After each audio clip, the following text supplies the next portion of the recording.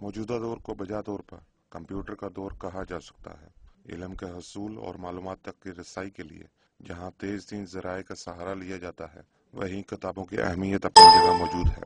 چند سال پہلے تک کتابوں سے رہنمائی حاصل کرنے کے لیے تشنگان علم کو لائبریریوں کا رخ کرنا پڑتا تھا، لیکن وقت گزرنے کے ساتھ ساتھ جہاں کتابوں سے رہنمائی کا سلسلہ معدوم ہوتا چلا گیا، وہیں لائبریریوں میں بھی ویرانیوں نے ڈیرے جمانے شروع کر دیے۔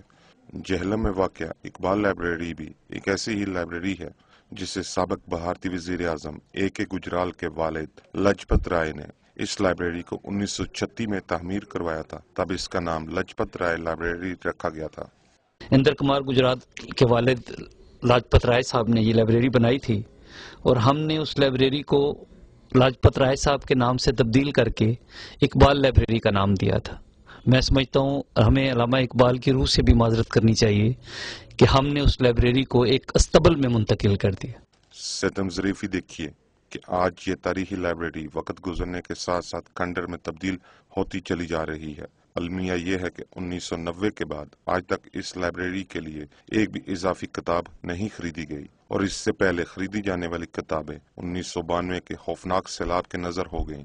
اگرچہ ترقی یافتہ دور میں کمپیوٹر اور انٹرنیٹ نے بڑی حد تک کتابوں کی جگہ لے لی ہے، اس کے باوجود لائبریری کی اہمیت سے انکار نہیں کیا جا سکتا۔ یہ تاریخی اور قیمتی لائبریری کسی وقت بھی قبضہ گروپوں کی ہوس کا شکار ہو کر ماضی کا حصہ بن سکتی ہے۔ پہلے کمیٹی کرانے لیے پہلے کمیٹی کول سی تے کمیٹی کولو ہوں چلا گیا ایجوکیشن والے کو۔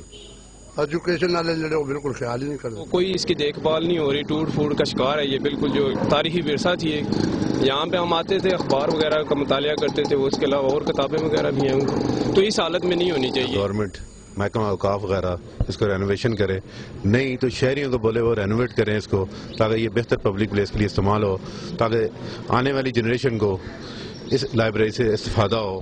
ارباب اختیار اور متعلقہ محکمے اس لائبریری پر تھوڑی سی توجہ دیں تو جہلم شہر کا یہ تاریخی ورثہ اور علم کا ذخیرہ بچ سکتا ہے۔